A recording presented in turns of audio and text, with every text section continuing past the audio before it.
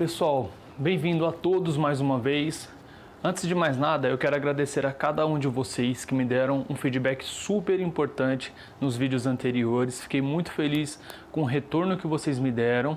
Agradeço também pelas sugestões que alguns de vocês me deram em relação a alguns temas legais aí para eu estar produzindo para vocês.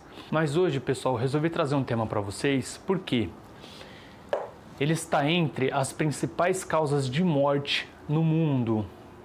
E estima-se, pessoal, que a cada 5 segundos uma pessoa sofre um AVC no mundo.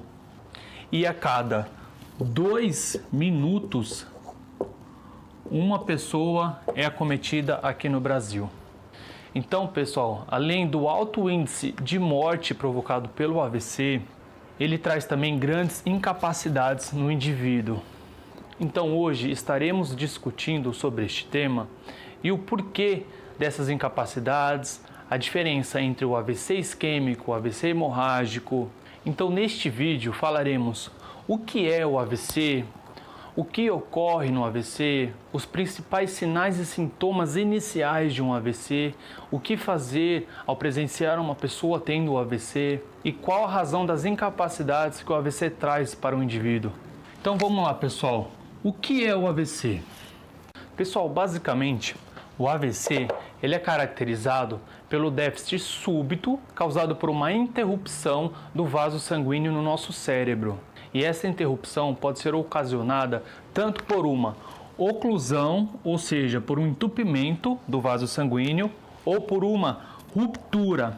Então, pessoal, no AVC isquêmico, que é o mais frequente, um trombo ou um coágulo se aloja na parede do vaso sanguíneo e acaba interrompendo o fluxo sanguíneo que irá levar oxigênio até as células nervosas, ou seja, até os neurônios. E pessoal, no AVC hemorrágico acontece uma ruptura desse vaso sanguíneo e isso vai gerar o extravasamento de sangue para os tecidos adjacentes, ou seja, ao redor, privando de sangue todos os vasos que vêm depois dessa circulação.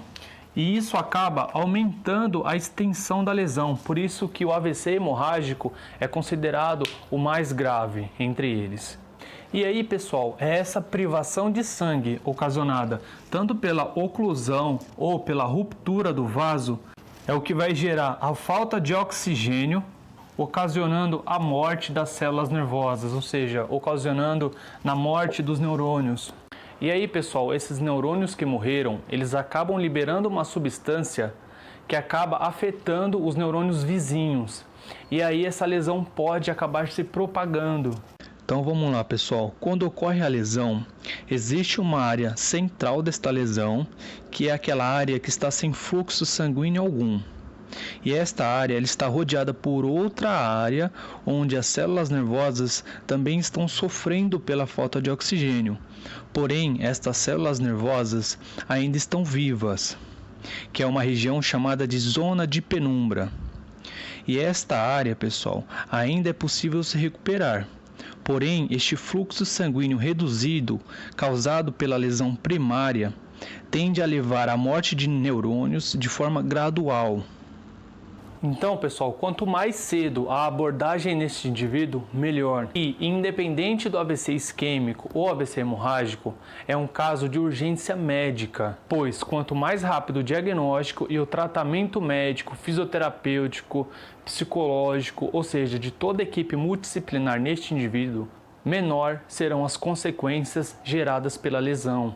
Então, pessoal, agora vamos aprender a reconhecer os primeiros sinais e sintomas de um AVC. Dor de cabeça forte e súbita, alteração na visão, perda súbita da força muscular e da sensibilidade, sensação de dormência no rosto e ou nos membros, dificuldade ou incapacidade de se manter em pé e ou de se comunicar.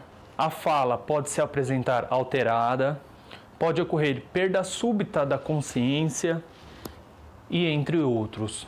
Então, caso você identifique uma pessoa por aí tendo esses tipos de sinais e sintomas, lembre-se sempre de uma sigla. E essa sigla se chama SAMU.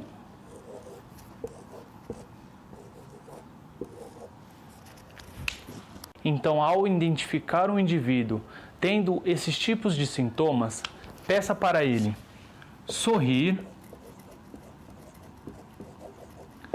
e perceba se esse sorriso está simétrico ou se tem alguma irregularidade nesse sorriso, tá? Se a boca se apresenta torta para um lado. Outra coisa, peça para ele abraçar e perceba se ele estará utilizando os dois membros para abraçar, se a força desses dois braços está igual ou se um braço está levantando mais que o outro. Outra coisa, música. Peça para ele lembrar de uma música ou cante uma música fácil que ele entenda e consiga repetir as palavras e perceba se a fala se apresenta alterada, se ele está com dificuldade de falar a palavra, se a palavra está saindo um pouco enroscada, se ele está falando coisas sem sentido algum. E uma coisa super importante, apresentou todas essas alterações? Urgência.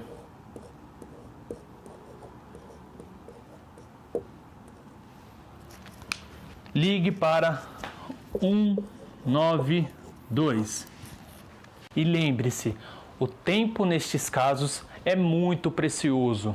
E pessoal, falando aí das incapacidades geradas nesses indivíduos, é importante lembrar que quando ocorre uma lesão de um lado do cérebro, isso vai gerar alterações motoras do lado contrário do corpo. Ou seja, se eu tiver uma lesão, um AVC do meu lado esquerdo do cérebro, vai me gerar alterações motoras do meu lado direito do corpo, ok? E pessoal, essa lesão que causou a falta de oxigênio em uma área específica do nosso cérebro vai acarretar consequências específicas provenientes dessa lesão. Então, o que seria isso? Pessoal, no nosso cérebro nós possuímos muitas áreas específicas por cada função, tá? Temos áreas responsáveis pela sensibilidade, pela motricidade, pela comunicação, pela coordenação motora, pelo equilíbrio. Então, se nós tivermos uma lesão numa área responsável pela sensibilidade, isso vai me gerar uma incapacidade nesta função.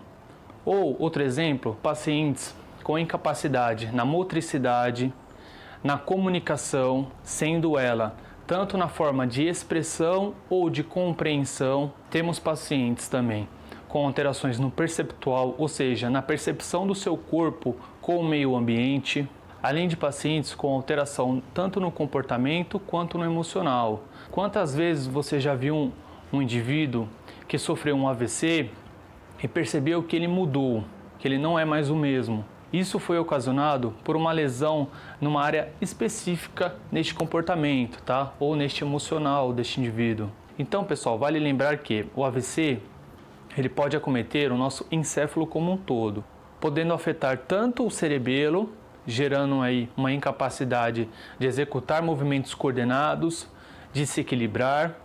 E ele pode acometer também o nosso tronco encefálico, que é uma região responsável por controlar as nossas funções vitais, como a nossa respiração, a nossa deglutição e a nossa frequência cardíaca. E claro, pessoal, as consequências geradas pela lesão do AVC vai depender muito da área e da extensão dessa lesão. É possível ocorrer uma lesão muito pequena em uma área de grande importância, gerando um impacto muito grande nas alterações sistêmicas desse paciente, assim como pode ocorrer uma lesão grande em uma área de menor importância, ocasionando menos incapacidades para este paciente.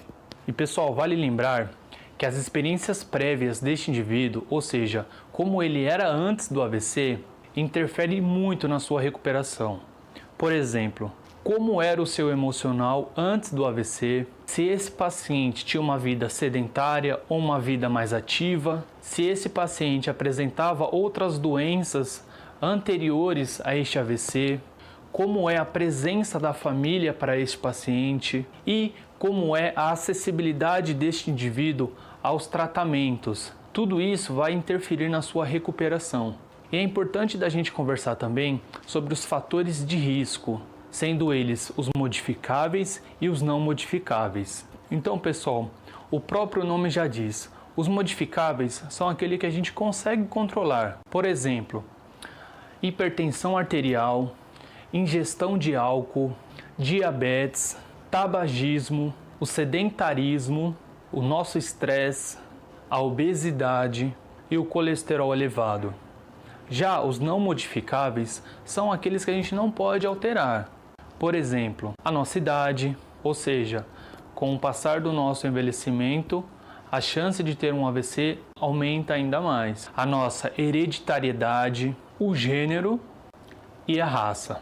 E claro, pessoal, depois de tudo que a gente conversou sobre os fatores modificáveis, são evitáveis e são possíveis de serem prevenidas.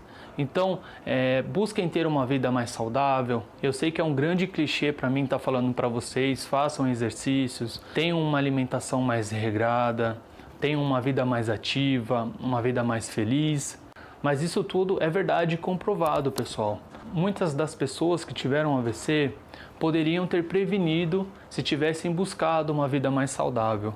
Então, neste tema que a gente conversou, eu espero ter ajudado vocês a entender um pouco melhor sobre o AVC, o que é o AVC, como identificar, o que fazer na hora de um AVC, se você estiver presenciando um indivíduo com um AVC. Eu espero ter esclarecido algumas dúvidas de vocês. Eu espero ter trazido de forma mais didática para vocês, tá? E claro, este vídeo não para por aqui. Eu quero trazer uma segunda parte, explicando um pouco mais também sobre a parte da reabilitação. E mais uma vez eu peço, pessoal, se vocês tiverem alguma sugestão, tiverem mais alguma dúvida em relação a este tema, fiquem à vontade, tá bom? Vocês sabem que eu estou aqui, eu respondo assim que possível. Nunca deixo de responder vocês, contem comigo. Se mais alguém tiver uma sugestão de tema, podem escrever aí nos comentários que eu estarei anotando e estarei produzindo, tá? Agradeço muito pela presença de vocês no meu vídeo, espero que tenham gostado, espero que tenham entendido. Contem comigo para algum esclarecimento de dúvidas. Caso vocês queiram se aprofundar ainda mais no tema, eu deixo sempre o meu e-mail de contato para vocês, tá bom?